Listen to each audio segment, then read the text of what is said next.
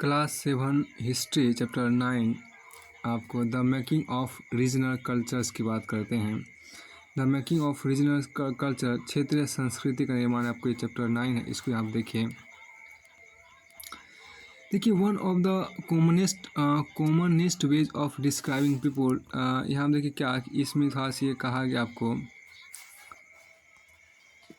One of the commonest ways of describing people is in terms of language they speak. When we refer to a person as a Tamil or an Odia, this usually means that he or she speaks Tamil or Odia and lives in Tamil Nadu or Orissa. We also tend to associate each region with each region with distinctive kinds of food, clothes, poetry, dance, music, and paintings. Sometimes we take these identities for granted and assume that they have existed from time immemorial. However, the frontiers separating regions have evolved over time and in fact are still changing. Also, what we understand as regional cultures today are often the product of complex processes of intermixing of local traditions with ideas from other parts of the subcontinent. As we will see, some traditions appear specific to some regions, others seem to be similar across regions, and yet others derived from older practices in a particular area but take a new form in other regions. देखिए, लोगों का वर्णन करने का एक सबसे समान तरीका है उनकी बोलचाल की भाषा से उन्हें परिभाषित करना। जब हम किसी व्यक्ति को तमिल या उड़िया कहते तो आमतौर पर इसका अर्थ होता है कि वह तमिल अथवा उड़िया भाषा बोलता है और तमिलनाडु या उड़ीसा में रहता है। इसी तरह से हम प्रत्येक क्षेत्र में कुछ खास किस्म के भोजन, वस्त्र, काव्य, नृत्य, संगीत और चित्रकला से जोड़ा करते हैं। कभी कभी हम इन अस्मिताओं को मान कर चलते हैं और सोचते हैं कि ये युगांतरों से अस्तित्व में है। किंतु यहाँ देखिए क्या कि किंतु भिन्न भिन्न क्षेत्रों के बीच विभाजक सीमाओं के बढ़ने में समय की भूमिका रही है। जिन्हें हम आज क्षेत्रीय संस्कृति समझते हैं वे समय के साथ साथ बदली है, और सच तो यह है कि आज भी बदल रही है। ये क्षेत्रीय संस्कृतियाँ जटिल प्रक्रिया से विकसित हुई है। इस प्रक्रिया के तहत स्थानीय परंपराओं और उपमहाद्वीप के अन्य भागों के विचारों के आदान प्रदान ने एक दूसरे को संपन्न बनाया है। जैसा कि हम देखेंगे, कुछ परंपराएं तो कुछ विशेष क्षेत्रों की अपनी है, जबकि कुछ अन्य भिन्न क्षेत्रों में एक समान प्रतीत होती है, परंतु इसके अतिरिक्त कुछ अन्य परंपरा एक खास इलाके के पुराने रीति रिवाजों से तो निकली है, परंतु अन्य क्षेत्रों में जाकर उन्होंने एक नया रूप ले लिया है। फिर आपको आगे यहाँ पे कहता है, देखिए क्या कि find out how many states have been created in the लास्ट 10 years, each of these states or a reason. पता लगे कि पिछले 10 सालों में कितने नए राज्य बनाए गए हैं, क्या इनमें से प्रत्येक राज्य एक अलग क्षेत्र है। फिर देखिए यहाँ पर the Cheras and the development of Malayalam यहाँ पर आपको है। तो चेर और मलयालम भाषा का विकास देखिए, चेर और मलयालम भाषा का विकास यहाँ देखिए। Let's begin by looking at an example of the connection between language and region. The Chera kingdom of Mahodayapuram. अच्छी बात कहा गया। चेर और मलयालम भाषा का विकास यहाँ पर देखिए। द चेरास यहाँ देखिए, the Cheras and the development of Malayalam आपको है। चेर और मलयालम भाषा का विकास देखिए। Let us begin by looking at an example of the connection between language and region. The Chera kingdom of Mayodhapuram. Mayodhapuram was established in the 9th century in the southwestern part of the peninsula. देखिए, part of present-day Kerala. It is likely that Malayalam was spoken in this area. The rulers introduced the Malayalam language and script in their inscription. In fact, this is one of the earliest examples of the use of a regional language in official records in the subcontinent. आइए भाषा और क्षेत्र के बीच अंत संबंध के उदाहरण से अपना एक विश्लेषण प्रारंभ करें। महोदयपुरम का चेर राज प्रायद्वीप के दक्षिणी पश्चिमी भाग में, जो आज के केरल राज्य का एक हिस्सा है, 9वीं शताब्दी में स्थापित किया गया। संभवतः मलयालम भाषा इस इलाके में बोली जाती थी। शासकों ने मलयालम भाषा एवं लिपि का प्रयोग अपने अभिलेखों में किया। वस्तुतः इस भाषा का प्रयोग उपमहाद्वीप के सरकारी अभिलेखों में किसी क्षेत्रीय भाषा के प्रयोग के सबसे पहले उदाहरणों में से एक है। इसके बाद आगे यहाँ पर देखिए एक आपको यहाँ पर दिया भी गया है कि इसमें आपको जो खास बात उसको समझ देखिए साथ साथ यहाँ पर आपको कहा गया देखिए एट द सेम टाइम यहाँ पर क्या कि देखिए एक आप एट द सेम टाइम यहाँ देखिए क्या कि at the same time the Cheras also drew upon सांस्कृतिक tradition the temple theatre of Kerala which is traced to this period borrowed stories from the Sanskrit epics. The first literary works in Malayalam dated to about the 12th century are directly indebted to Sanskrit, debited to Sanskrit. Interestingly enough, a 14th century text, the Lila Tilakaram, Leela Tilakam, dealing with grammar and poetics, was composed in Manipravalam, lily diamonds and corals, referring to the two languages, Sanskrit and the regional language. देखिए साथ साथ chair लोगों ने संस्कृत की परंपराओं से बहुत कुछ ग्रहण किया। केरल का मंदिर रंगमंच जिसकी परंपरा इस युग तक खोजी जा सकती है संस्कृत के महाकाव्यों पर आधारित था। यह मलयालम भाषा की पहली सांस्कृतिक कृतियाँ जो लगभग 12वीं शताब्दी की बताई जाती है प्रत्यक्ष रूप से संस्कृत की ऋणी है। यह भी एक काफ़ी रोचक तथ्य है कि 14वीं शताब्दी का एक ग्रंथ लीला तिलकम जो व्याकरण तथा काव्य शास्त्र विषयक है मणि प्रवालम शैली में लिखा गया था। मणि प्रवालन का शाब्दिक अर्थ हीरा और मूंगा यहाँ दो भाषाओं संस्कृत तथा क्षेत्रीय भाषा के साथ साथ प्रयोग की ओर संकेत करता है। फिर आपको आगे यहाँ पर देखिए कहा गया क्या कि फिगर 7 आपके यहाँ पर है क्या कि आपको फिगर 7 देखिए क्या an early Kerala inscription compose इन मलयालम में रचित आपको आरंभिक केरल का एक अभिलेख आपको यहाँ इमेज शो किया गया। फिर आपको आगे देखिए find out when the languages you speak at home were first use for writing. पता लगे कि आपके घर में आप जो भाषाएं बोलते हैं उसका उनका उल्लेखन में सर्वप्रथम कब प्रयोग हुआ। अब यहाँ देखिए क्या कि figure the icons of Balabhadra Subhadra and Jagannath था पाम लीफ मैन्युस्क्रिप्ट यहाँ पे शो किया गया। बालभद्र सुभद्रा और जगन्नाथ की लघु मूर्तियाँ तालपत्र की पांडुलिपि उड़ीसा में आपके यहाँ अंकित है। उड़ीसा ये आपको वहाँ पर हुआ। अब आगे यहाँ पर देखिए इसमें जो आपको कहा गया देखिए rulers and religious tradition the Jagannath cult की बात करते हैं। शासक और धार्मिक परंपराएं जगन्नाथी संप्रदाय की बात यहाँ पर की गई है।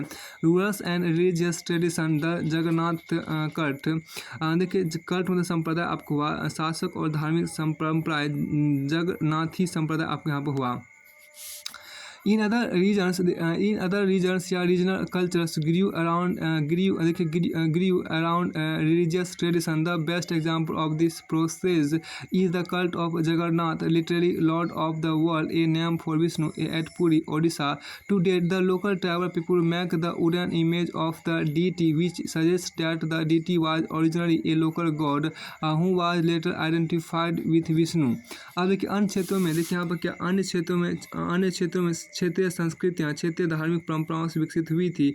इस प्रक्रिया का सर्वोत्तम उदाहरण है पूरी उड़ीसा में जगन्नाथ का संप्रदाय। जगन्नाथ का शाब्दिक अर्थ है दुनिया का मालिक जो विष्णु का पर्यायवाची है। आज तक जगन्नाथ की काष्ठ प्रतिमा स्थानीय जनजातीय लोगों द्वारा बनाई जाती है जिससे यह तात्पर्य निकलता है कि जगन्नाथ मूलतः एक स्थानीय देवता थे जिन्हें आगे चलकर विष्णु का रूप मान लिया गया। अब आगे देखिए in the 12th century one of the most important rulers of the Ganga dynasty Ananta देखिए आप क्या कि आपको जो कहा गया Ananta Varman decided to erect a temple for Purushottam Jagannath at Puri. Subsequently in 1230 king Anangabhima तृतीय dedicated his kingdom to the deity and proclaimed himself as the deputy of the god. देखिए 12वीं शताब्दी में यहाँ जो कहा गया 12वीं शताब्दी में गंग वंश के एक अत्यंत प्रतापी राजा अनंत वर्मन ने पुरी में पुरुषोत्तम जगन्नाथ के लिए एक मंदिर बनवाने का निश्चय किया। उसके बाद 1230 में राजा अनंग भीम तृतीय ने अपना राज पुरुषोत्तम जगन्नाथ को अर्पित कर दिया और स्वयं को जगन्नाथ का प्रतिनियुक्त घोषित किया। फिर आपको आगे यहाँ पर है देखिए आगे आपको यहाँ पर क्या हैज़ द, यहाँ देखिए क्या कि हैज़ द टेम्पर, यहाँ देखिए क्या हैज़ द टेम्पर, इसमें जो आपको है यहाँ पे has the temper, has the temper. देखिए यहाँ पर क्या कि हैज़ द टेम्पर, यहाँ पर जो कहा गया देखिए as the temple gain in importance, देखिए as the temple gain in importance as a centre of pilgrimage, its authority in social and political matters also increase, all those who conquered Orissa such as the Mughals, the Marathas and the English East India Company attempted to gain control over the temple. They felt that this would make their rule acceptable to the local people. देखिए ज्यों ज्यों यहाँ पे जो कहा गया, देखिए ज्यों जो इस मंदिर को तीर्थ स्थल, देखिए ज्यों जो इस मंदिर को तीर्थ स्थल यानी तीर्थ यात्रा के केंद्र के रूप में महत्व प्राप्त होता गया, सामाजिक राजनीतिक मामलों में भी इसकी सत्ता बढ़ती गई। जिन्होंने भी उड़ीसा को जीता, जैसे मुगल, मराठे और अंग्रेजी ईस्ट इंडिया कंपनी, सब ने इस मंदिर पर अपना नियंत्रण स्थापित करने का प्रयत्न किया। वे सब यह महसूस करते थे कि मंदिर पर नियंत्रण प्राप्त करने से स्थानीय जनता में उनका शासन स्वीकार्य हो जाएगा। अब आगे हम देखिए जो फिगर आपको दिया गया, ये जो फिगर जगन्नाथ मंदिर पुरी का, जगन्नाथ देखिए क्या जगन्नाथ मंदिर पुरी है, जगन्नाथ टेम्पल पुरी में आपको है। देखिए प्रिंस राज सिंह ऑफ बीकानेर। तो फिर यहाँ पे जो आपको इमेज है, वो आपको जो इमेज है फिगर 4 में आप देख सकते हैं। आपको क्या कि बीकानेर के राजकुमार, देखिए क्या प्रिंस राज सिंह ऑफ बीकानेर, बीकानेर के राजकुमार राज सिंह का ये इमेज हुआ है फिगर 4 में। अब आगे देखिए the Rajput and the tradition of heroism की बात करते हैं। राजपूत और शूरवीरता की परंपराएं, देखिए राजपूत और शूरवीरता की परंपराएं आपके यहाँ पर उनको देखिए। देखिए यहाँ पर क्या कि the Rajput and traditions of heroism की बात है कि in the 19th century the region that constitute most of present Rajasthan was called Rajputra by the Rajputana by the British. While this, देखिए यहाँ पर क्या है कि वाइल दिस में, देखिए वाइल दिस में suggest that this was an area that was inhabited only और mainly by Rajputs. This is only partially true. There were land and there were an area are several groups who identify themselves as Rajputs in many areas of northern and central India. And of course, there are several peoples other than Rajputs who live in Rajasthan. However, आगे यहाँ पे देखिए कहा गया कि while this may suggest that this was an area that was inhabited only or mainly by Rajputs, this is only partially true. देखिए there were and are several groups who identify themselves as Rajputs in many areas of northern and central India. देखिए and of course there are several peoples other than Rajputs who live in Rajasthan. However, the Rajputs are often recognized as contributing to the distinctive culture of Rajasthan. देखिए यहाँ पर क्या 19वीं शताब्दी में British, ये जो आपको यहाँ पर है कि 19वीं शताब्दी आपको राजपूत और शूरवीरता की परंपरा में 19वीं शताब्दी में ब्रिटिश लोग उस क्षेत्र को जहाँ आज का अधिकांश राजस्थान स्थित है राजपूताना कहते थे। इससे यह समझा जा सकता है कि वह एक ऐसा प्रदेश है जहाँ केवल अथवा प्रमुख रूप से राजपूत ही रहा करते थे। लेकिन यह बात आंशिक रूप से सत्य, ऐसे अनेक समूह थे जो और आज भी हैं जो उत्तरी तथा मध्यवर्ती भारत के अनेक क्षेत्रों में अपने आप राजपूत कहते हैं। यह भी सच है कि राजस्थान में राजपूतों के अलावा अन्य लोग भी रहते हैं, तथापि अक्सर यह माना जाता है कि राजपूत ने राजस्थान को एक विशिष्ट संस्कृति प्रदान की। देखिए यहाँ जो कहा गया इसको थोड़ा समझिए कि ये जो आप कहा गया, देखिए this cultural tradition were closely linked with the ideas and aspiration of rulers. देखिए from about the 8th century most of the present day state of Rajasthan was ruled by various Rajput family. देखिए Prithviraj was one such ruler. These rulers cherished the ideal of the hero who fought valiantly, often choosing death on the battlefield rather than face यहाँ देखिए rather than face defeat। देखिए stories about Rajput heroes were recorded। Stories about Rajput heroes were recorded in poems and songs which were recited by especially trained minstrels। These preserve the memories of heroes and were expected to inspire others to follow their example. Ordinary people were also attracted by these stories, which often depicted dramatic situations and a range of strong emotion, loyalty, friendship, love, valor, anger, etc. यहाँ पे देखिए जो खास बात देखिए यहाँ पर कहा गया कि यह सांस्कृतिक परंपरा वहाँ के शासक के आदर्शों तथा अभिलाषों के खास वहाँ देखिए ये सांस्कृतिक परंपरा वहाँ के शासकों के आदर्शों तथा अभिलाषाओं के साथ घनिष्ठता जुड़ी हुई थी। लगभग 8वीं शताब्दी से आज के राजस्थान के अधिकांश भाग में विभिन्न परिवारों के राजपूत राजाओं का शासन रहा। पृथ्वीराज एक ऐसा ही शासक था। ये शासक ऐसे सूरवीरों के आदर्शों को अपने हृदय में संजोए रखते थे जिन्होंने रणक्षेत्र में बहादुरी से लड़ते हुए अक्सर मृत्यु का वर्ण किया मगर पीठ नहीं दिखाया। राजपूत सूरवीरों यानी कि राजपूत सूरवीरों कहानी काव्यों एवं गीतों में सुरक्षित है। ये विशेष रूप से प्रशिक्षित चारण भाटों द्वारा गाई जाती है। ये काव्य एवं गीत ऐसे सूरवीरों की स्मृति को सुरक्षित रखते थे और उनसे ये आशा की जाती थी कि वे अन्य जनों को भी उन सूरवीरों का अनुकरण करने के प्रेरित एवं प्रोत्साहित करेंगे। साधारण जन भी इन कहानियों से आकर्षित होते थे। इन कहानियों में अक्सर नाटक की स्थिति और स्वामी भक्ति, मित्रता, प्रेम, शौर्य, क्रोध आदि प्रबल संवेगों का चित्रण होता था।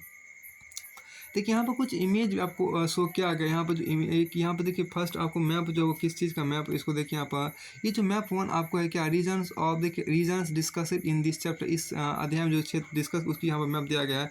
ये देखिए वह क्षेत्र जिसकी इस अध्याय में चर्चा की गई। अब आगे यहाँ पर देखिए कहा गया क्या did women find a place with in this stories. क्या स्त्रियों ने भी इन कहानियों में स्थान प्राप्त क्या स्त्रियों का भी इन कहानियों में स्थान प्राप्त था। यहाँ पर आपको कहा गया इसी खास देखिए हम जो कहा गया did women find a place with in this stories sometimes they figure has the cause for conflict has man fought with one another to either win or protect women. Women are also depicted as following their heroic husbands in both life and death. There are stories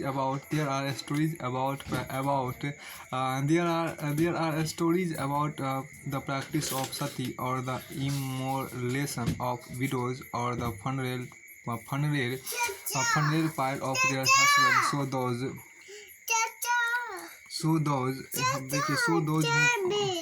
those who followed the heroic ideal often had to pay for it with their lives.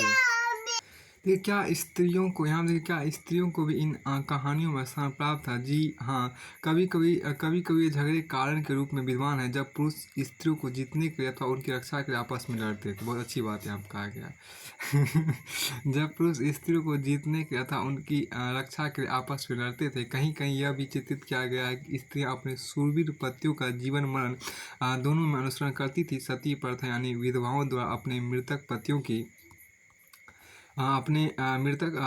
की चिता पर जिंदा जल जाने की प्रथा का भी कुछ कहानी में उल्लेख पाया जाता है। इस प्रकार जो शूरवीरता के आदर्शों का पालन करते थे उन्हें अक्सर इस आदर्श के लिए अपने जीवन का बलिदान करना होता था।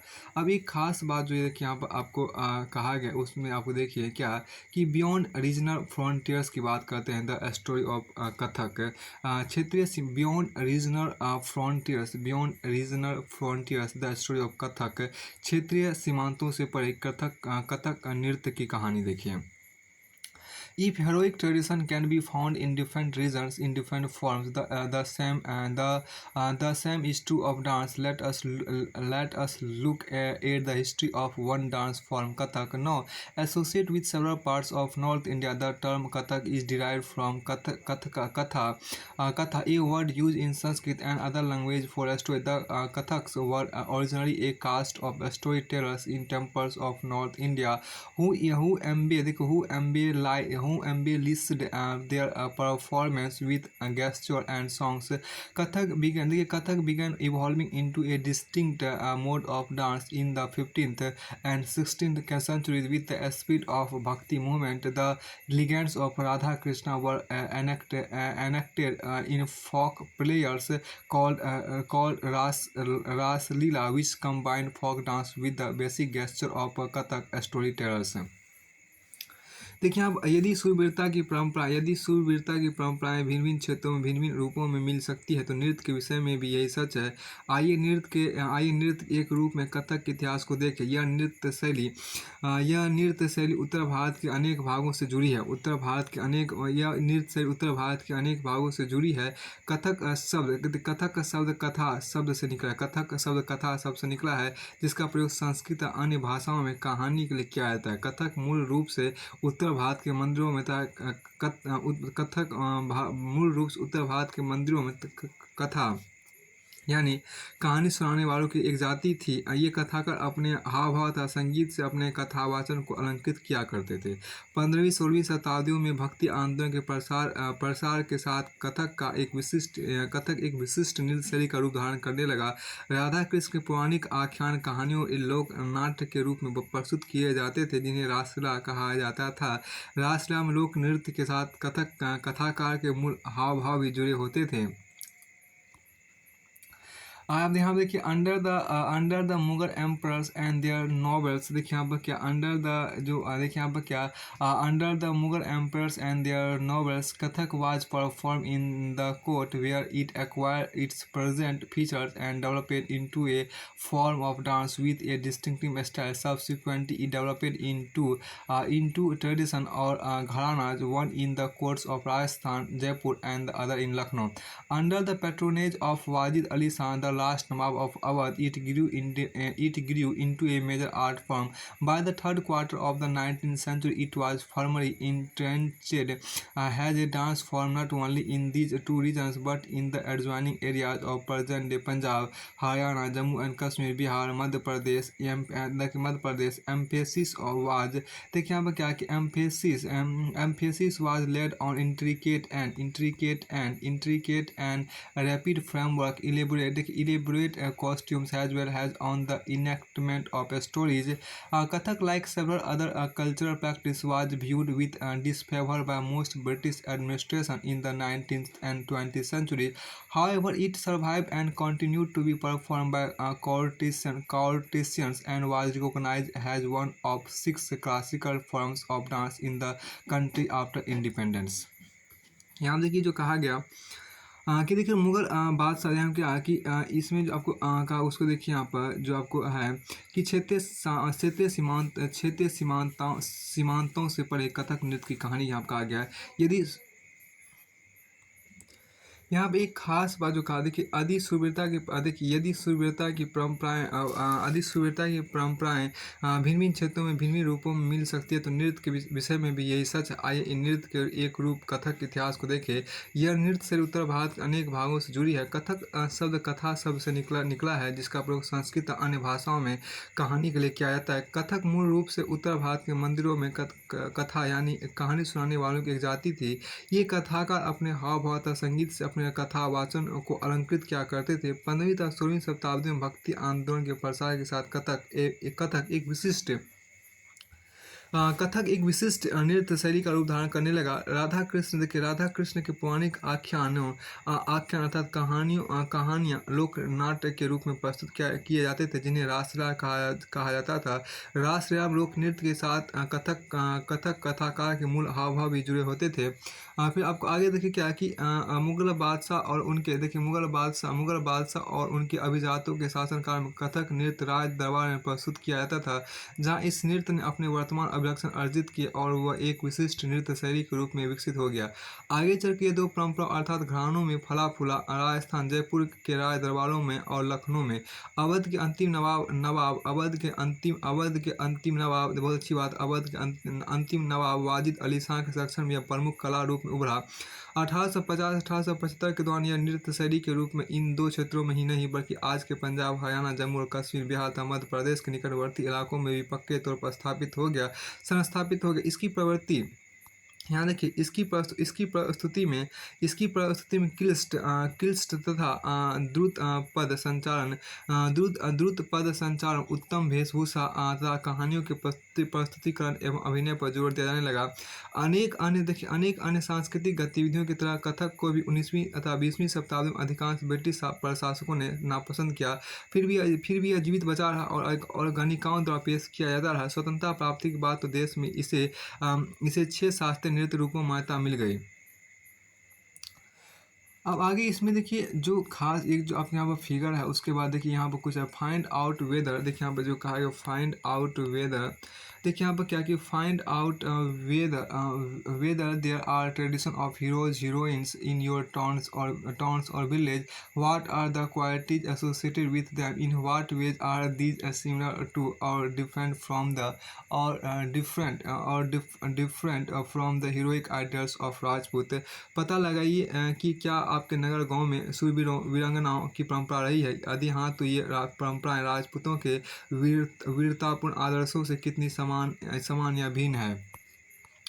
देखिए यहाँ पर फिगर 5 का था डांस क्लास। यहाँ पर जो कहा गया क्या कि नृत्य की देखिए dance class Lakshman temple Khajuraho. देखिए नृत्य की कक्षाएं लक्ष्मण मंदिर खजुराहो की बात यहाँ पर की गई, उसको थोड़ा सा देखने का प्रयास करते हैं। इसके बाद आपको आगे यहाँ पर है, उसके बाद आगे यहाँ पर आपको कहा गया देखिए क्लासिकल डांस का एक इमेज आपको यहाँ पर शो किया, उसको यहाँ पर देखिए क्लासिकल डांस शास्त्रीय नृत्य एक यहाँ पर इमेज है और यहाँ पर आपको कहा गया जिसको देखिए the question of defining any art form as classical is often quite complicated. Do we define something as classical if it dealt with a religious theme, और do we consider it classical because it appears to require a great deal of skill acquired through long years of training, or is it classical because it is performed according to rules that are laid down and variations are not encouraged? These are questions we need to think about. It is worth remembering that many dance forms that are classified as folk also share several of the characteristics considered typical of classical forms. While the use of term classical may suggest that these forms are superior, this देखिए यहाँ पर क्या this need not always be literally true.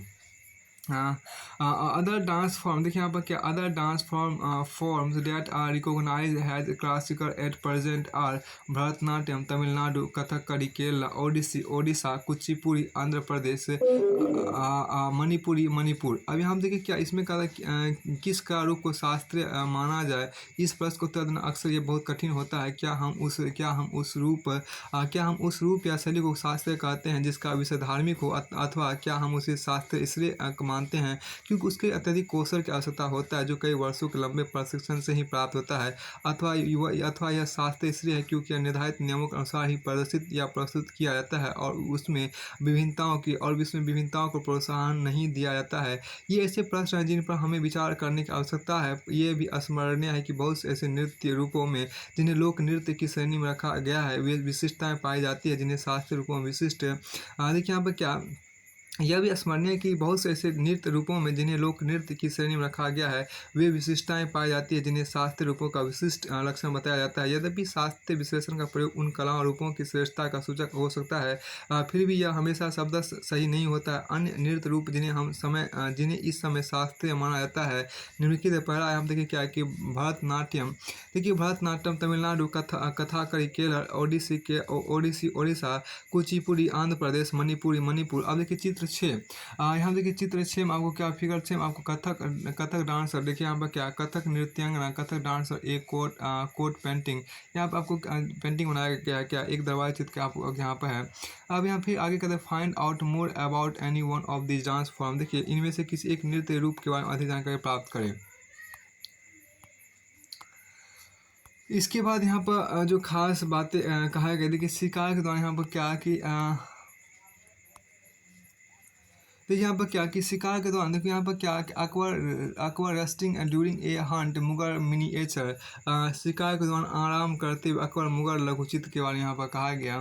देखिए आपको क्या painting for patrons the tradition of miniature यहाँ पर क्या संरक्षकों के लिए चित्रकला लघु चित्रों की परंपरा आपको होती है।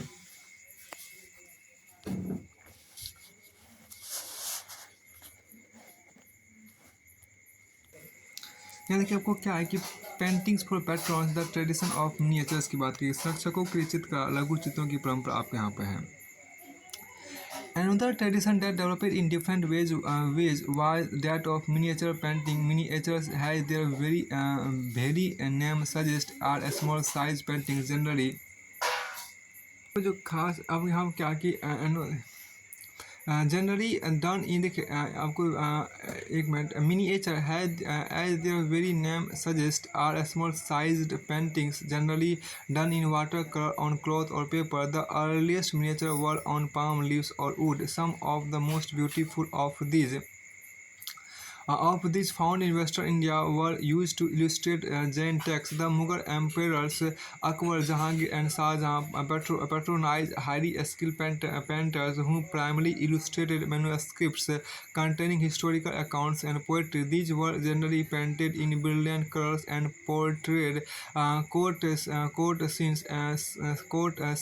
scenes of battle or hunting and other aspects of social life. They were often exchanged as gifts and were viewed only by an exclusive few, the emperor and his close associates.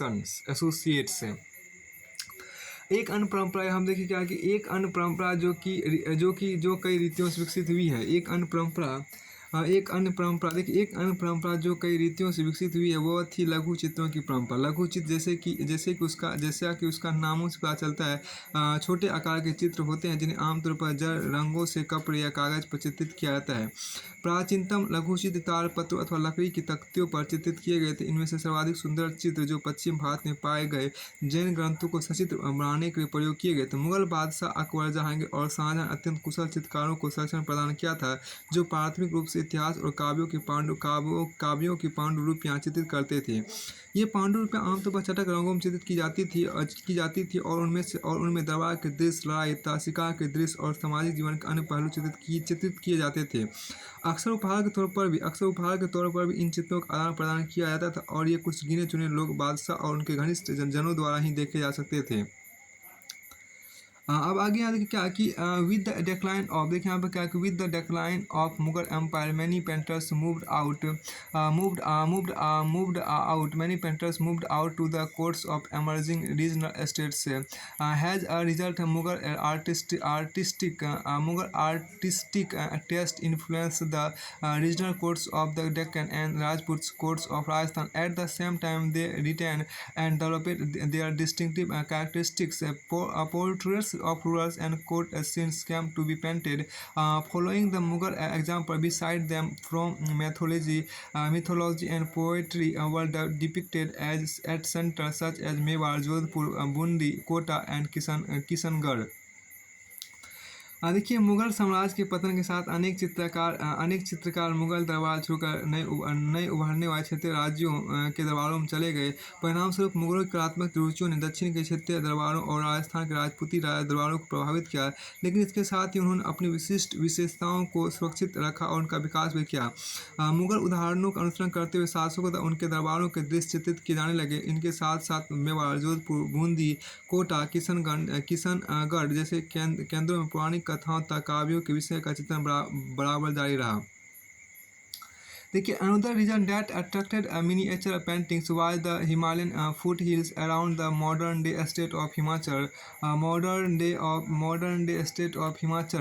Himachal Pradesh. By the late 17th century, the region had developed a bold and intense style of miniature paintings called basoli.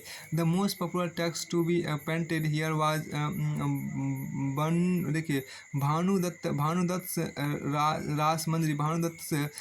रासमंजरी Nadir Shah's invasion and conquest of Delhi in 1739 resulted in the migration of Mughal artists to the hills to escape the uncertainties of the plains. देखिए यहाँ पर मुगल साम्राज्य के पतन के साथ अनेक चित्रकार मुगल दरबार छोड़कर नए उभरने वाले क्षेत्रीय राज्यों के दरबारों में चले गए। परिणामस्वरूप मुगलों की कलात्मक रुचियों ने दक्षिण के क्षेत्रीय दरबारों और राजस्थान के राजपूती दरबारों को प्रभावित किया, लेकिन इसके साथ ही उन्होंने अपनी विशिष्ट विशेषताओं को सुरक्षित रखा और उनका विकास भी किया। मुगल उदाहरणों का अनुसरण करते हुए शासकों तथा उसके दरबारों के दृश्य चित्रित किए जाने लगे। इनके साथ साथ मेवाड़ इनके साथ साथ मेवाड़, जोधपुर, बूंदी, कोटा और किशनगंज जैसे केंद्रों में पौराणिक कथाओं तथा काव्यों के विषय का चित्रण बराबर जारी रहा। ऐसा ही एक अन्य राज्य था आधुनिक हिमाचल प्रदेश के इर्द गिर्द हिमालय की तलहटी। यहाँ देखिए क्या हिमालय की तलहटी इलाका, ये देखिए हिमालय तलहटी इलाका 7वीं शताब्दी के, देखिए यहाँ पर क्या कि 7वीं शताब्दी के बाद वाले वर्षों में इस क्षेत्र में लघु चित्रकला की एक साहसपूर्ण एवं भावप्रवण शैली का विकास हो गया, जिसे बसोहली शैली कहा जाता है। यहाँ जो सबसे लोकप्रिय पुस्तक चित्रित की गई थी वह थी भानुदत्त की रसमंजरी 1739 में नादिर शाह 1739 में नादिर शाह के आक्रमण और दिल्ली विजय के परिणाम स्वरूप मुगल कलाकार मैदानी इलाकों की अनिश्चितताओं से बचने के लिए पहाड़ी क्षेत्रों की ओर पलायन कर गए। उन्हें वहां जाते ही आश्रयदाता तैयार मिले, जिसके फलस्वरूप चित्रकारी की कांगड़ा शैली विकसित हुई। 18वीं शताब्दी के मध्य भाग तक कांगड़ा के कलाकारों ने एक नई शैली विकसित कर ली, जिसने लघु चित्रकारी में एक नई जान डाल दी। उनकी प्रेरणा का स्रोत वहाँ की वैष्णव परंपराएं थी। ठंडे नीले और हरे रंगों सहित कोमल रंगों का प्रयोग और विषयों का काव्यात्मक निरूपण कांगड़ा शैली की विशेषता थी। स्मरण है कि साधारण स्त्री पुरुष भी बर्तनों, दीवारों, कपड़ों, फर्श आदि पर अपनी कलाकृतियां चित्रित करते थे। कला के इन नमूनों में से कुछ ही बच पाते थे। इसके विपरीत लघु चित्र राजमहलों में सावधानीपूर्वक रखे जाते थे, जिससे वे सदियों तक सुरक्षित रहे। यहाँ पे क्या कि here they found ready patrons which led to the founding of the Kangra school of painting. By the mid 18th century, the Kangra artists developed a style which breathed a new spirit into miniature paintings. The source of inspiration was the Vaishnavite traditions. Soft colors including cool blues and greens, and a lyrical treatment of themes distinguished Kangra paintings. Distinguished Kangra painting. अब यहाँ देखिए क्या, remember that ordinary women and men painted as well on pots, walls, floors, cloths, works of art that have occasionally survived, unlike the miniature that were carefully preserved in palaces for centuries. अब यहाँ पे देखिए क्या कि इसमें जो कुछ खास इमेज था, इसमें आपको इमेज यहाँ पे दिया है, उसको थोड़ा देख लीजिए। चित्र 10 में आप देखिए क्या, a page from palm leaf manuscript of the earliest Bengali Ramayana. देखिए सबसे पहली बंगाली रामायण के तालपत्र की पांडुलिपि एक पृष्ठ यहाँ पर आपको दिया गया। उसके बाद आगे यहाँ पर कहा गया फिगर 9 में आपके यहाँ देखिए क्या कि इसमें आपको कहा गया क्या, देखिए Krishna Radha and her companion देखिए पहाड़ी मिनिएचर कांगड़ा। तो देखिए कृष्ण राधा और उसकी सखियाँ पहाड़ी लघुचित्र कांगड़ा का इमेज यहाँ पर शो किया। फिर उसके बाद आगे यहाँ पर दिया गया है देखिए फिगर 8 में। तो फिगर 8 में यहाँ पर क्या कि देखिए यहाँ पर क्या कि देखिए यहाँ पर क्या कि Maharana Ram Singh second playing Holi Rajput miniature Kota. यहाँ देखिए कि होली खेलते महाराणा राम सिंह द्वितीय राजपूत लघुचित्र कोटा का यहाँ पर इमेज है। उसके बाद आगे हम देखिए तो आपको हो ही गया था ये जो आपको है क्या, Akbar resting during a Hunt Mughal miniature. ये जो आप देख रहे हैं अकबर जो है वो अकबर जो है इस इमेज में आपको क्या शिकार के दौरान आपको आराम करते हुए अकबर मुगल लघुचित्र यहाँ पर आपको दिया गया है। उसके बाद आपको आगे यहाँ पर बताया गया है। इसके बाद आपको इसके साथ ही आपको कोई आगे नहीं है। फिर उसके बाद आपको यहाँ पर आपको है क्या, देखिए एक क्लोजर लुक बंगाल। यहाँ देखिए एक क्लोजर लुक बंगाल, यहाँ देखिए एक बंगाल का एक आपको इमेज आपको शो किया गया है। देखिए आपको देखिए क्या कि एक क्लोजर लुक बंगाल, देखिए यहाँ पर एक क्लोजर लुक बंगाल, देखिए the growth of regional language, एक क्षेत्रीय भाषा का विकास देखते, एक क्षेत्रीय है बंगाल नज़दीक से एक नज़र डालते हैं बंगाल पे। देखिए यहाँ पर क्या एक क्लोजर लुक बंगाल, यहाँ देखिए the growth of A regional language, एक क्षेत्रीय भाषा का विकास यहाँ पर देखिए। As we saw at the outset, we often tend to identify regions in terms of language spoken by the people. So we assume that people in Bengal always spoke Bengali. However, what is interesting is that while Bengali is now recognized as a language derived from Sanskrit, early Sanskrit texts mid-first millennium BC suggest that the people of Bengal did not speak Sanskritic language. How then did the new language emerge? जैसा कि हमने प्रारंभ में देखा कि हम अक्सर क्षेत्रों के नाम वहाँ के निवासियों द्वारा बोली जाने वाली भाषा के अनुसार निर्धारित करते हैं, इसलिए हम यह मान लेते हैं कि बंगाल में लोग हमेशा बंगला ही बोलते थे। किंतु यह दिलचस्प बात है कि आज बंगाली संस्कृत से निकली हुई भाषा मानी जाती है। प्रारंभिक ईसा पूर्व प्रथम शताब्दी के मध्य भाग के संस्कृत ग्रंथों के अध्ययन से पता चलता है कि बंगाल के लोग संस्कृत से उपजी हुई भाषा नहीं बोलते थे, तो फिर नई भाषा उद्भव कैसे हुआ। अब यहाँ देखिए क्या कि from the 4th-3rd century BC commercial ties began to develop between Bengal and Magad, South Bihar, which may have led to the growing influence of Sanskrit. During the 4th century, the Gupta rulers established political control over North Bengal and began to settle Brahmins in this area.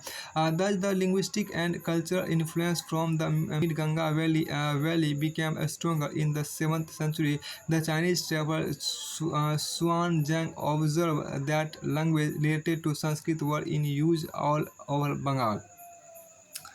यहाँ देखिए यहाँ इस चीज़ को थोड़ा सा देखिए देखिए ईसा पूर्व चौथी तीसरी शताब्दी से बंगाल और मगध दक्षिण बिहार के बीच वाणिज्यिक संबंध स्थापित होने लगे थे, जिसके कारण आपको संभवतः संस्कृत का प्रभाव बढ़ता गया होगा। देखिए चौथी शताब्दी दौरान गुप्त वंशीय शासकों ने उत्तरी भारत पर अपना राजनीतिक नियंत्रण स्थापित कर लिया और वहाँ ब्राह्मणों को बसाना शुरू कर दिया। इस प्रकार गंगा की मध्य घाटी के भाषा तथा सांस्कृतिक प्रभाव अधिक प्रबल हो गए और 7वीं शताब्दी में चीनी यात्री हुआन सांग ने पाया कि बंगाल में सर्वत्र संस्कृत से संबंधित भाषाओं का प्रयोग हो रहा था। फिर देखिए from the 8th century Bengal became the center of a regional kingdom under the Pals. Between the 14th and 16th century, Bengal was ruled by sultans who were independent of the rulers in Delhi. In 1586, when Akbar conquered Bengal, it formed the nucleus of the Bengal Suba. While Persian was the language of administration, Bengali developed as a regional language. 8वीं शताब्दी से पाल शासकों के अंतर्गत एक क्षेत्रीय राज्य का देखिए यहाँ पर क्या एक क्षेत्रीय राज्य का उद्भव हो गया। 14वीं से 16वीं शताब्दियों के बीच बंगाल पर सुल्तानों का शासन रहा, जो दिल्ली में स्थित शासकों से स्वतंत्र थे। 1586 में जब अकबर ने इस प्रदेश बंगाल को जीत लिया तो उसे सूबा माना जाने लगा। उस समय प्रशासन की भाषा तो फारसी थी, लेकिन बंगाली एक क्षेत्रीय भाषा के रूप में विकसित हो रही थी। फिर आप आगे यहाँ पर देखिए क्या कि in fact by the 15th century the Bengali group of dialect came to be. देखिए यहाँ पर जो खास बात कहा गई, in fact by the 15th century the Bengali group of dialect came to be united by a common literary language based on the spoken language of western part of region known as West Bengal. Thus, although Bengali is derived from Sanskrit, it passed through several stages of evolution. Also, a wide range of non-Sanskrit words derived from a variety of sources, including tribal language, Persian and European languages, have become part of modern Bengali. अब यहाँ देखिए जो खास बंगाली के प्रारंभिक यहाँ देखिए खास जो बात आपको कहा गया है, देखिए इनफैक्ट देखिए यहाँ पर क्या कि आपको कि वस्तुतः 15वीं शताब्दी तक आते आते उपभाषाओं तथा बोलियों का बंगाली समूह एक सामान्य साहित्यिक भाषा के द्वारा एकबद्ध हो गया। यह साहित्यिक भाषा उस क्षेत्र के पश्चिमी भागों की बोलचाल की भाषा थी जिसे अब पश्चिम बंगाल कहा जाता है। यद्यपि बंगाली का उद्भव संस्कृत से ही हुआ है, पर यह अपने क्रम विकास की अनेक अवस्थाओं से गुजरी है। इसके अलावा गैर संस्कृत शब्दों का एक विशाल शब्द भंडार है जो जनजातीय भाषाओं, फारसी और यूरोपीय भाषाओं सहित अनेक स्रोतों से इसे प्राप्त हुआ है। आर्थिक बंगाली का एक हिस्सा बन गया है। फिर आपको आगे यहाँ पर कहता है कि बंगाली के प्रारंभिक इतिहास फिर यहाँ देखिए अर्ली जो यहाँ पर कहा गया है कि early Bengali literature may be divide into two categories one indebted to Sanskrit and the other independent of it. The first includes translation of the Sanskrit epics, the Mangala Kavyas, literally auspicious poems dealing with local deities, and Bhakti literature such as the biographies of Chaitanya Deva the leader of the Vaishnava bhakti movement. अब यहाँ देखिए क्या कि इसमें कहा बंगाली के प्रारंभिक साहित्य को दो श्रेणियों में बांटा जा सकता है। एक श्रेणी संस्कृत की ऋणी है और दूसरी उसे स्वतंत्र है। पहली श्रेणी में संस्कृत महाकाव्यों का अनुवाद मंगल काव्य शाब्दिक अर्थों में शुभ यानी मांगलिक काव्य जो स्थानीय देवी देवताओं से संबंधित है, और भक्ति साहित्य से गौड़ीय वैष्णव आंदोलन के नेता श्री चैतन्य देव की जीवनियाँ आदि शामिल है। फिर कहता था second include Nath literature such as the songs of Mainamati and Gopi Chandra, stories concerning the worship of Dharma Thakur and fairy tales, folk tales and ballads. देखिए दूसरी श्रेणी में नाथ साहित्य शामिल है, जैसे मैनामती, गोपी चंद्र के गीत, धर्म ठाकुर की पूजा संबंधित कहानियाँ, परिकथाएँ, लोक कथाएँ और गाथा गीत। उसके बाद आपको आगे यहाँ पर देखिए कहा गया, आगे आपको यहाँ पर है, देखिए आगे आपके यहाँ पर क्या कि आपको यहाँ पर है दूसरी श्रेणी में। देखिए क्या कि दूसरी श्रेणी में आपको यहाँ पर इसमें थोड़ा सा देख लीजिए, बंगाल के प्रारंभिक साहित्य को दो श्रेणी में तो आपको हो गया था, और भक्ति साहित्य जैसे कि गौड़ी वैष्णव आंदोलन के नेता श्री चैतन्य देव की जीवनियाँ आदि शामिल है। दूसरी श्रेणी में आपको नाथ साहित्य शामिल है, जैसे मैनामती, गोपीचंद के गीत, धर्म ठाकुर की पूजा संबंधित कहानियाँ, परिकथाएँ, लोक कथाएँ और गाथा गीत। फिर आपको आगे यहाँ पर देखिए कहा गया, देखिए बहुत अच्छा आपको लिखा हुआ है क्या, मीनामती, गोपीचंद एंड धर्म ठाकुर के बारे में है। मीनामती, गोपीचंद और धर्म ठाकुर आपके यहाँ पर है।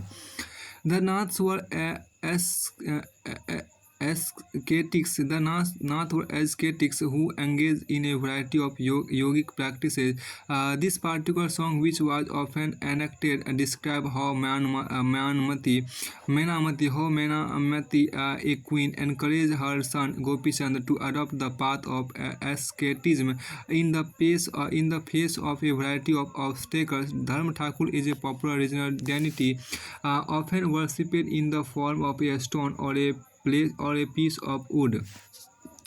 देखिए नाथ लोग सन्यासी होते थे जो तरह तरह की योगिक क्रियाएं करते थे। यह गीत विशेष जो अक्सर अभिनीत किया जाता है कि यह बताता है कि रानी मैनामती ने अपने पुत्र गोपीचंद को अनेक बाधाओं के समक्ष संन्यास का मार्ग अपनाने को किस प्रकार प्रोत्साहित किया था।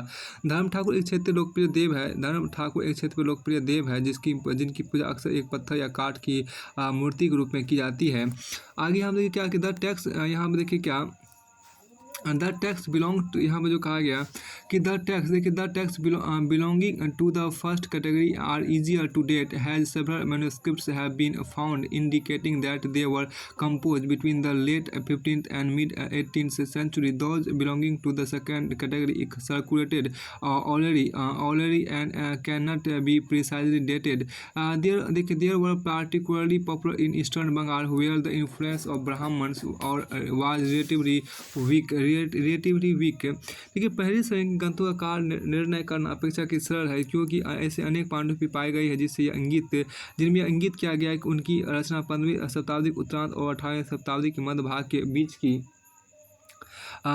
गई थी। दूसरी श्रेणी की कृतियाँ मौखिक रूप से कई सुनी जाती थी, इसलिए उनका काल निर्णय सही नहीं किया जा सकता है। वे खास तौर पर पूर्वी बंगाल में लोकप्रिय थी, जहाँ ब्राह्मणों का प्रभाव अपेक्षाकृत कम था।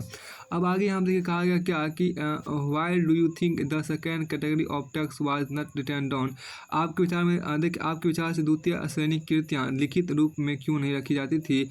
पीर देखिए क्या आता है, देखिए पीर जो आपको a Persian word meaning a spiritual guide, फारसी भाषा का, देखिए फारसी भाषा का शब्द है जिसका अर्थ आध्यात्मिक मार्गदर्शक है। देखिए पीर और मंदिर, आपको देखिए पीर्स एंड टेम्पल्स की बात आपके यहाँ की गई, उसको थोड़ा सा देखिए पीर्स और टेम्पल्स।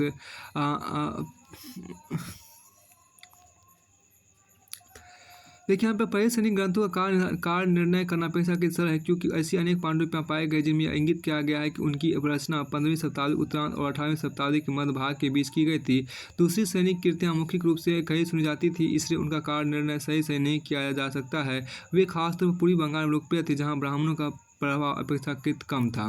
देखिए दिस टैक्स, इसको इंग्लिश में देखिए यहाँ पर, this text belongs to the first category, are easier to date, as several manuscript have been found indicating that they were composed between the late 15th and mid 18th century. Those belonging to the second category are circulated orally and cannot be precisely dated. They were particularly popular in eastern Bengal, where the influence of Brahmins was relatively weak.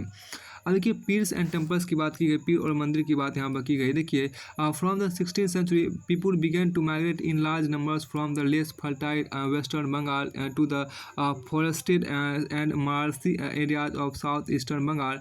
Has they move eastward they clear forest and brought the land under the rice cultivation. Gradually local communities of fisher folk and shifting cultivation often travels merge with the new communities of peasants. 16वीं शताब्दी से लोगों ने बड़ी संख्या में पीर और मंदिर देखिए 16वीं शताब्दी से लोगों ने बड़ी संख्या में पश्चिम बंगाल के कम उपजाऊ क्षेत्रों को छोड़कर दक्षिण पूर्वी बंगाल के जंगली तथा दलदली इलाकों में प्रवास करना शुरू कर दिया। ज्यों वे पूर्व की ओर बढ़ते गए, वे जंगलों को साफ करके भूमि में धान की खेती करने लगे। सनेश ने स्थानीय मछुआ तथा स्थानांतरीय खेती करने वाले लोग, जो अक्सर जनजातीय थे, किसानों के नए समुदाय में मिल गए। अब आगे देखिए this coincided with the establishment of Mughal control over Bengal, with their capital in the heart of the eastern delta at Dhaka. Officers and functionaries received land and often set up mosques that served as centers for religious transformation in these areas.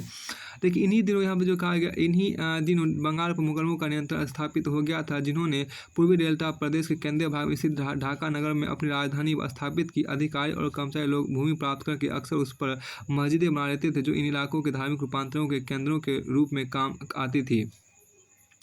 अब आगे यहाँ पे कहा गया the early settlers. देखिए क्या, the early settlers sought some order and assurance in the unstable condition of the new settlements. These were provided by community leaders who also function as teachers and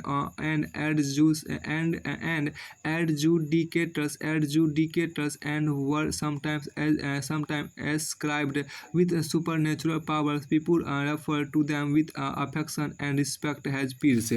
अब यहाँ देखिए क्या कि प्रारंभ में बाहर से आकर यहाँ बसने वाले लोग इन अस्थिर परिस्थितियों में रहने के लिए कुछ व्यवस्था तथा आश्वासन चाहते थे। ये सुख सुविधाएं तथा आश्वासन उन्हें समुदायों के नेता ने प्रदान की। ये नेता शिक्षकों और निर्णायकों की भूमिका भी अदा करते थे। कभी कभी ऐसा समझा जाता था कि इन नेताओं के पास अलौकिक शक्तियाँ हैं। सनी और आदर्श लोग इन्हें पीर कहा करते थे। अब यहाँ पे देखिए क्या कि इसके बाद यहाँ पर आपको कहा गया कि देखिए इस पीर श्रेणी में, देखिए यहाँ पर क्या, इस पीर श्रेणी में संत या सूफी और अन्य धार्मिक महानुभाव, साहसी उपनिवेशी, देवता प्राप्त सैनिक एवं योद्धा, विभिन्न हिंदू एवं बौद्ध देवी देवता और यहाँ तक कि जीव आत्मा भी शामिल थे। पीरों की पूजा पद्धतियाँ बहुत ही लोकप्रिय हो गए थे और उनकी मज़ारें बंगाल में सर्वत्र पाई जाती है। देखिए यहाँ पर क्या, this term include saint or sufis and other religious personality daring colonizers and defiant soldiers, various Hindu and Buddhist deities, and even any mystic spirits. The cult of Pils became very popular, and their shrines can be found everywhere in Bengal. Bengal also witnessed a temple building spree from the late 15th century, which culminated in the 19th century. We have seen that temples and other religious structures were often built by individuals or groups who were becoming powerful to both demonstrate their power and proclaim their piety. Many of the modest brick and terracotta temples in Bengal were built with the support of several low social groups, such as the Kolu, where pressers and the Kansari bell metal workers. The coming of the European trading companies created new economic opportunity. Many families belonging to these social groups availed of these as their social and economic position improved. अब यहाँ देखिए जो आपको कहा गया कि बंगाल में 15वीं शताब्दी के बाद वाले वर्षों में मंदिर बनाने का दौर जोरों पर रहा, जो 19वीं शताब्दी में आकर समाप्त हो गया। हमने देखा एक मंदिर और अन्य धार्मिक भवन अक्सर उन व्यक्तियों या समूह द्वारा बनाए जाते थे जो शक्तिशाली बन रहे थे। वे इनके माध्यम से अपनी शक्ति तथा भक्तिभाव का प्रदर्शन करना चाहते थे। बंगाल में साधारण ईंटों और मिट्टी गाड़े से अनेक मंदिर निम्न सामाजिक समूह जैसे कालू, तेली, कंसारी, घंटा धातु के कारीगर आदि के समर्थन से बने थे। यूरोप की व्यापारिक कंपनियों के आ जाने से नए आर्थिक अवसर पैदा हुए। इन सामाजिक समूह से संबंधित अनेक परिवारों ने इन अवसरों का लाभ उठाया। जैसे जैसे लोगों की सामाजिक तथा आर्थिक स्थिति सुधरती गई, उन्होंने इन स्मारकों के निर्माण के माध्यम से अपनी स्थिति या प्रतिष्ठा की घोषणा कर दी। जब स्थानीय देवी देवताओं जो पहले गाँव में छान छप्पर वाली झोंपड़ियाँ में पूजे जाते थे को ब्राह्मणों द्वारा मान्यता प्राप्त कर दी गई, तो उनकी प्रतिमाएं मंदिरों में स्थापित की जाने लगी। अब आगे यहाँ पे इस बात को थोड़ा सा गौर कीजिए। यहाँ पे जो आपको कहा गया जीववाद, जिसको बोलते हैं एनिमीज। देखिए यहाँ पे जो कहा गया क्या एनिमीज में यहाँ पे आपको है एनिमीज, आपको यहाँ पे देखिए एनिमिस्टिक आपको है यहाँ पे आप एनिमीज, आपको यहाँ पे एनिमीज मतलब क्या होता है, जीववाद होता है।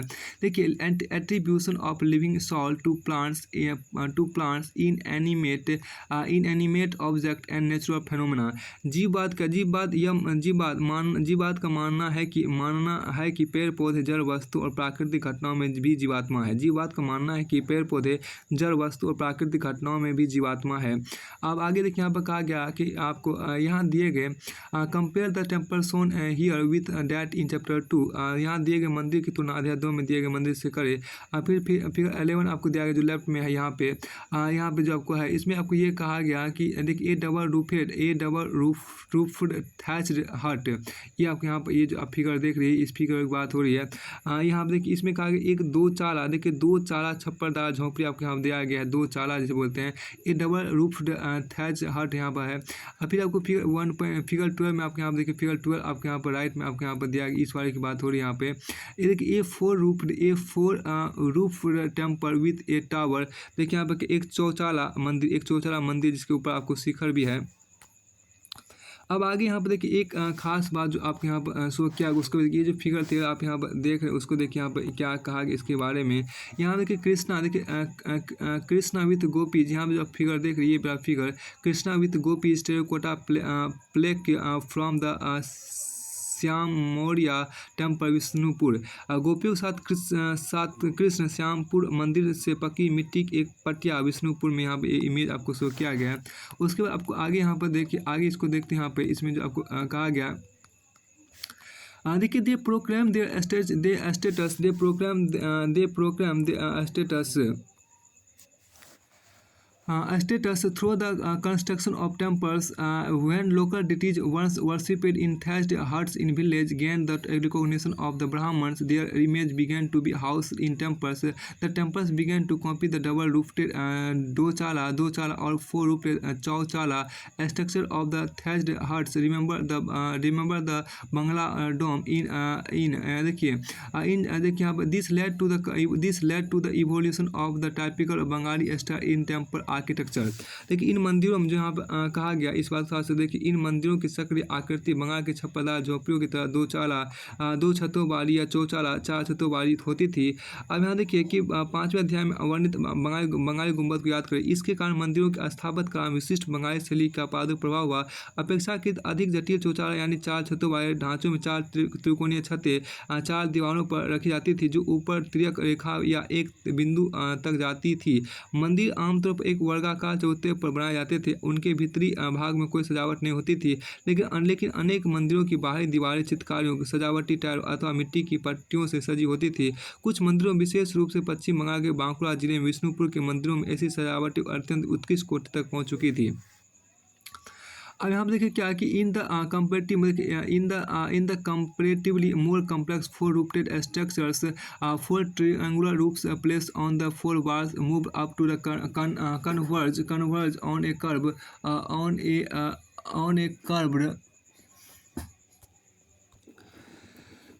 यहाँ पर देखिए क्या कि on a curve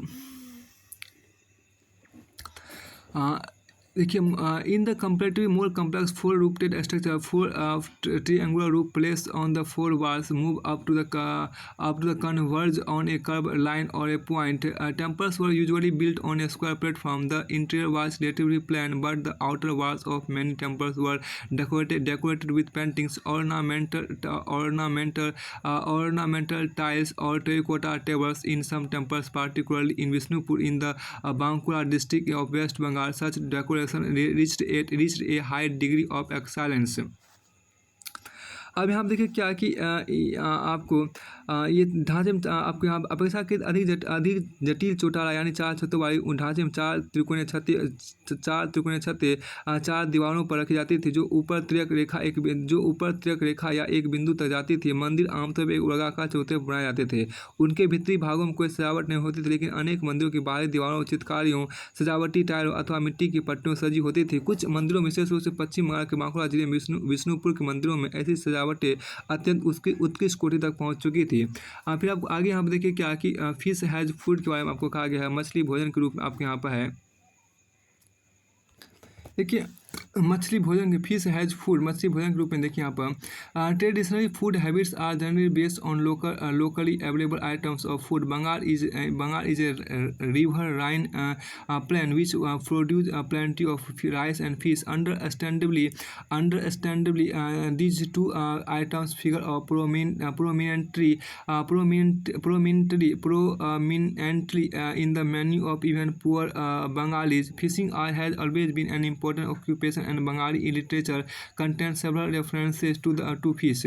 What is more, terracotta plaque on the walls of temples and vihars, Buddhist monasteries, depict scene of fish being dressed and taken to the market in baskets.